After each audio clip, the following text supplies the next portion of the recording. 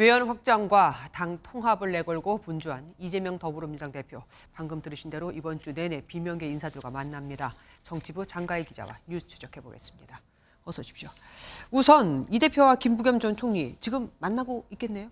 7시 30분부터 만남이 예정이 돼 있기 때문에 아직은 좀 시간이 남았습니다. 만남 뒤에 추가 내용까지 MBN에서 후속으로 전해드리겠습니다.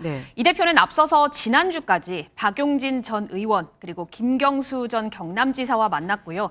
이번 주에는 임종석 전 대통령 비서실장 그리고 김동연 경기지사까지 만날 예정입니다. 이렇게 적극적으로 손을 내밀어서 그런 건지 이 대표 일극 체제를 비판했던 인사들의 반응이 좀 바뀐 것 같습니다. 그렇습니다. 좀 그런 기류가 느껴지고 있는데요. 지난 21일에 이재명 대표와 만났던 박용진 전 의원은 오늘 한 라디오 방송에서 이 대표의 중도 보수 발언에 대해서 득표 확장성으로 봤을 때 나쁘지 않은 전략이다라면서 손흥민 선수를 소환했습니다.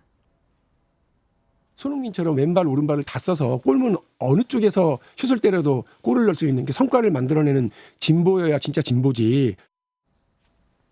네, 만남 전까지 비판적인 입장을 내보였던 김경수 전 경남도지사도요. 이 대표와 만남 뒤에는 중도 보수 발언에 힘을 실은 바 있습니다. 그러면은 실제로 이 대표가 이렇게 만나고 있는 게 효과를 발휘했다라고 봐도 되겠네요. 네, 우선 이 대표가 앞서서 당내 불만에 좀 목소리를 내는 인사들에게도 역할을 만들어주고 같이 협력하겠다라고 언급을 한 바 있는데요. 현재까지는 이 같은 통합 행보가 효과를 거두고 있는 것으로 보입니다.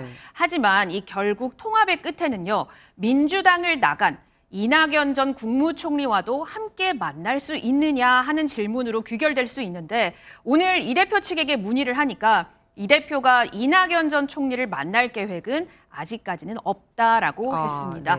이낙연 전 총리는 최근 이재명 대표와 윤석열 대통령을 동시에 청산하는 게 시대 정신이다라면서 강하게 비판한 바 있습니다.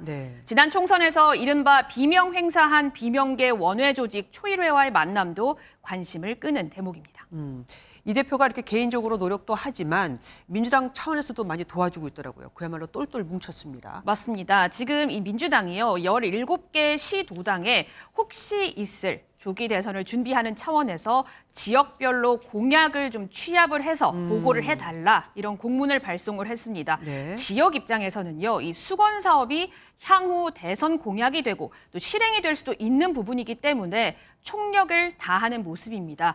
진성준 정책위 의장은 직접 이 조기 대선이 열릴 수 있기 때문에 실무적 차원에서 공약들을 정리해둬야겠다고 판단했다라고 언급하기도 했습니다.